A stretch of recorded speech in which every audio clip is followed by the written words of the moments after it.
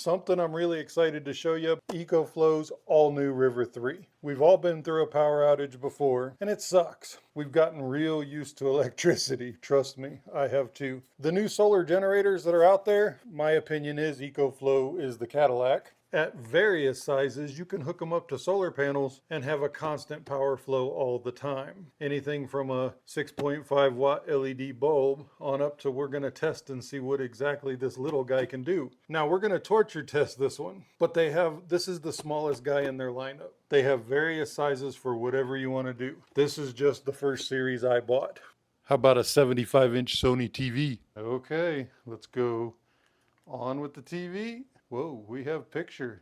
All right, I'm gonna pick a program here and let's let it play, and I'll do some cut-ins and cutouts. It is now 12:10, just after noon, and I'll cut in and out and let you know. We'll check back. Let's see how long it'll run. It is only showing, oh no, 132, 146. So we are climbing on wattage. Let's see what happens when we pick a show here. All right, let's find out.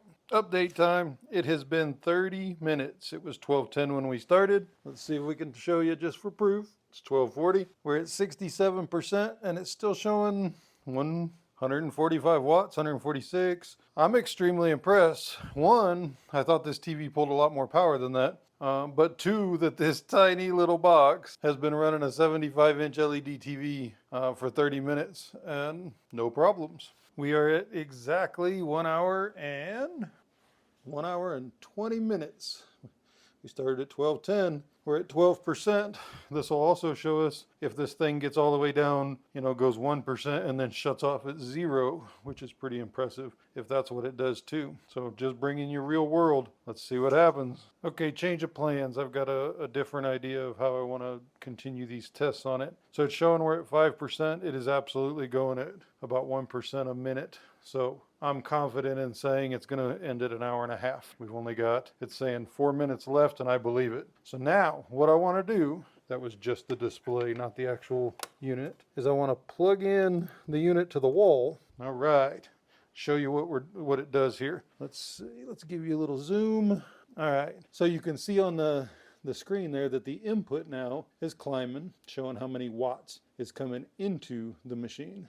And now we will start seeing the percentage climb. So let's let it climb up just a little bit, and then I'm going to unplug it from the wall, simulating that the power went out, and with its 20 millisecond changeover, I want to see if the TV shuts off or not, or if it keeps it running. So we'll be right back. Okay, cut in here a little bit early and do this. So let's find out. You can see the screen behind the unit, the bottom portion of the screen, so you know if the TV is on or not. TV is on right now. I'm going to unplug this.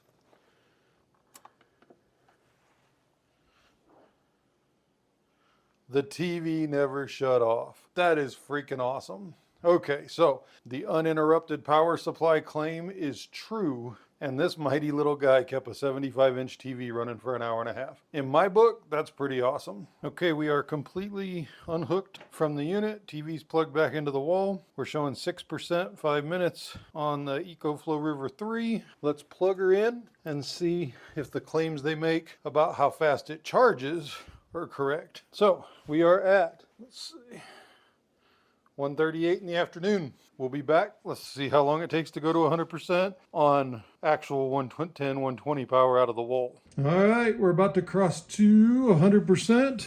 It is 2:28. So it took 1 hour. I think what were we at, 4%? It took 1 hour to charge all the way back up. We've showed that the UPS claim, the 20 millisecond works. The TV didn't even blip out.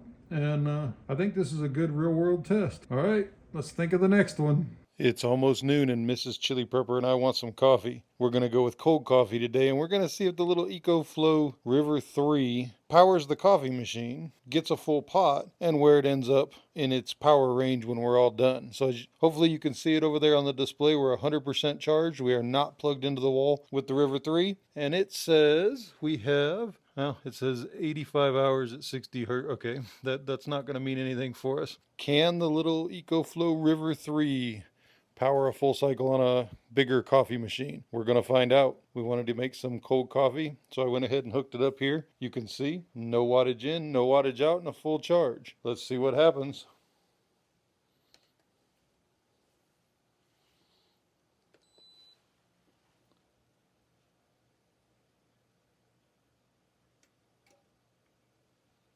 Oh, it cannot. The little EcoFlow River 3 will not power the coffee machine. That's disappointing. I was hoping it would do it, but it is the little guy. So we'll continue on and see what it can do. Oops. I just looked it up in the book. The coffee machine is rated at input power of 900 watts. My bad. It's okay, little guy. You've got big brothers. You did a good job. How about, can we blow dry our beards? Stole my wife's hair dryer. Let's see.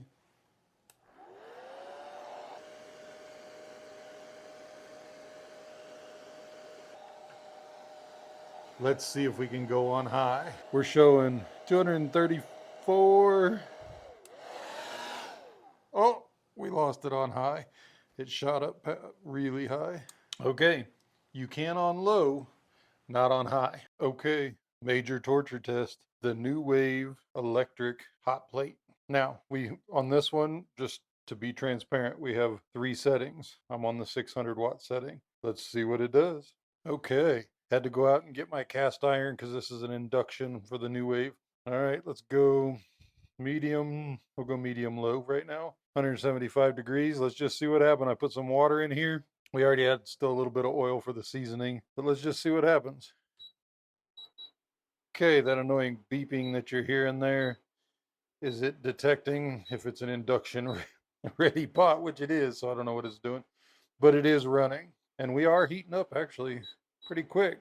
We were only at 95%, so let's let it run and see what it does. Even with this damn annoying beeping from this New Wave, you can see it says we've got 32 minutes up there. We are heating actually rather quickly.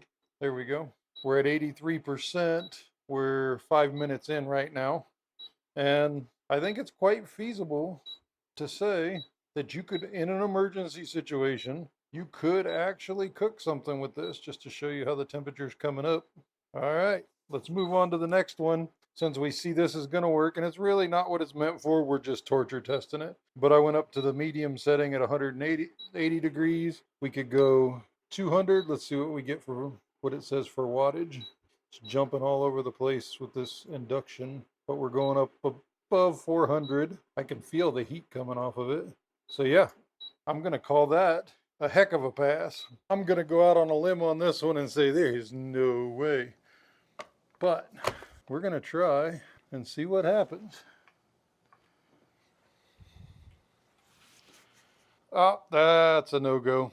Okay, we have no power settings on this. It's a one-size-fits-all. Let's try one more time just to be sure. No way. Too much. If you look on this box, it actually says, which I didn't notice till I started doing it. See if you can see that on that top left. 1250 to 1500 watts. That's more than could be expected of this little guy. Okay, we've had our fun. We've tortured it. We've made it power devices it's definitely not supposed to. But now let's look at what you're going to use it for in a real world application. So this particular one I bought, I'm going to put on these actual 2 living room lamps. My wife's going to kill me if I don't quit taking things from around the house. But let's see in a real world application. These are the Philips Hue bulbs that are in my 2 living room lamps. These are the lamps we use all the time. Let's see what happens. Alexa, turn on living room lamp. Okay. Alexa, turn on living room lamp 1. Okay.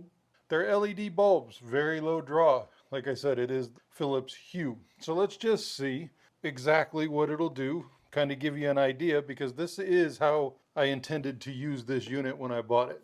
Okay, you can see here we're running both lamps still. I just brought you in closer.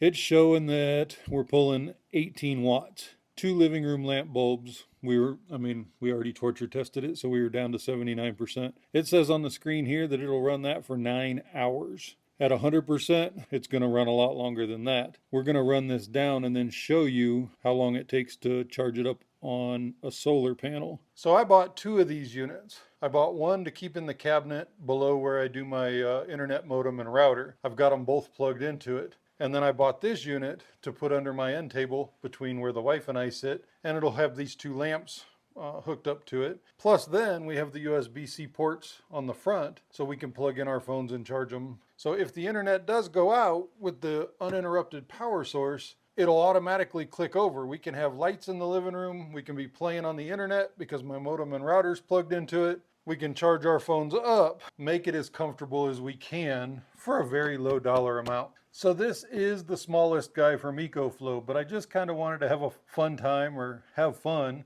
taking you on a journey with me just to see what exactly it'll do. Because for being such a small guy, it's a beast. Okay, every time I think I'm done, I think of one more thing I want to try. This is my swamp cooler that I use out in the greenhouse. The greenhouse is pretty close to being done for the year. There's really not much left in there. Let's see what happens. Okay, fan only on low. I always run it on low. It says we're running 154 watts. Let's kick on the water pump. Wow, water pump hardly pulls anything. 157 watts. Let's see what happens on medium. 172 watts. All right, maybe you can hear it in my voice. I'm pretty amazed. Let's go on high. 189 watts on high. I mean, this is a waist high. It's a Honeywell. I guess I thought it was going to draw more than that, but check that out. There's something else you can power with this. We're going to drain this down so I can show you how to charge it back up with a solar panel. We're not done yet. I wanted to try one more thing I just thought of. During the last power outage, it was really nice to be able to turn on a fan when you're sleeping, because of course your central air goes out, or your window air conditioner, whatever you're using, swamp cooler, that kind of thing. So we're running right now on medium, and it's showing actually only 35 watts. That's shocking to me. I thought it was going to be a lot more. Let's kick it up and see what happens. We're showing 43 watts. Get you one of these things for the bedroom and you can keep a fan going. I mean, we're on high right now. Keep a fan going and keep you cool so you're still able to sleep. I want to end this video by showing you some real world applications. If you haven't figured out yet, I'm kind of a solar geek. I really like the solar power. But, of course, Murphy's Law would dictate that right when I get all set up and ready, it's going to be cloudy. So this is the most real world we can get. If you look here, I have a 10 watt, a 25 watt, and a 100 watt panel. And we're just going to show you what each one does. Okay, in these cloudy conditions, I'm not getting anything off of my 10 watt going in there. So we switched over. Here's your 25 watt panel. Right now it's laying flat on my patio table. So let's just see what it does when we elevate it. Let's see. Right now the sun is completely behind the clouds. So to give you an idea, because solar is not by any stretch of the imagination perfect, you're gonna have cloudy days. And right now we're looking at 3 watts coming in when we're behind major cloud cover. Okay, complete cloud cover. My 100 watt panel is still showing 10 watts, and it's enough. There's 11, it's showing enough to actually charge the unit. Okay, I got her set up at the right angle on the table. Sun is completely behind the clouds. We're showing 16 watts coming in off of a 100 watt panel. Let me give you an idea. There's the sky we're dealing with right now. And if you look, we're showing 16 watts, so you can still charge under cloudy conditions. So this is something good to see. When you don't have anything hooked up to the unit, but you have your solar input going in, it's showing you how long to full. So it's saying we have 14 hours of charge under current conditions, which is completely cloudy. So this just kind of shows you that a 100 watt solar panel under completely cloudy skies is still going to charge the unit up in 14 hours. On a summer day, there's enough sun out there that's actually going to charge it up for you to be able to use at night when the sun goes down. Not great, but not too bad. So what I would suggest, and the way I'm going to do it, is run 2 100 watt panels down to, and I'm going to run the cables down and into the house where my unit is for the router and modem, and then I'm going to do the same thing for the one on my lamps. Last way to show you that you can charge this baby up is plug it into your 12 volt power port, or as guys like me call it, the cigarette lighter plug-in on your vehicle. Now, I am in a Dodge diesel, so my alternator is a little bit different, but from what I'm seeing, it really doesn't change when you rev up the engine, which is kind of notorious for a diesel anyway. It looks like we're at 45%. It's saying 2 hours to full charge just at idle. So in a worst case, fully cloudy day, you're running on solar panels, you want to charge up faster. If you're stuck like my parents are out east where the hurricane just went through, you're driving around looking for fuel for your big generator. So you plug this into your power port, cigarette lighter adapter as I call it, and you're ready to roll. You can charge it up while you're driving around, put it back on the solar panels when you get home, leave it plugged into 110, so if the power goes out here and there, comes back, it'll charge up really quickly. So it's just really versatile, and I wanted to show you all the different ways that you could charge this thing back up. Okay, hopefully everybody got something out of this. You want to have backup power, whether it be solar panel charging, from your car charging, 110 charging, the EcoFlow will get you covered. You don't even have to have solar panels. Leave it plugged into 110, and if the power goes out, it won't even turn off your appliance. So you can buy the bigger units. There's all different sizes. In case you don't know, this wasn't sponsored in any way. I didn't get any free product. I'm looking at either doing the Delta 2 next or maybe even the new Delta 3. So in my opinion, EcoFlow knocked it out of the park. Keep up the good work. I'll keep spending my money on it. That's why they call me the chili prepper. And as always, you don't have to be a prepper to be prepared.